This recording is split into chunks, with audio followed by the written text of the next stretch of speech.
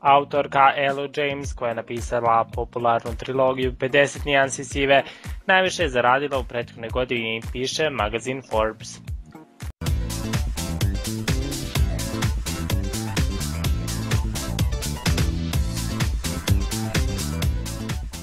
Na vrhu liste pisaca koji su prošle godine najviše zaradili našla se autorka erotske trilogije 50 nijansi siva, Ella James.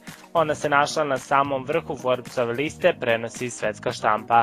Jamesova je priču počela na internetu, na jednom sajtu za obožavatelje sumrak sage, a na nagovor čitalaca na netu pretočila je svoju ideju o mračnom biznismenu i naivnoj studentkinji u 3 knjige. Ona je u periodu od jula prošle godine pa do jula ove zaradila $95 miliona. Njene knjige i u Srbiji su dugo vreme bile na vrhu top lista. Na drugom mestu je James Patteron, koji je zaradio 91 milion, dok je treće mesto pripalo Susan Collins, autorki romana Igre gladi.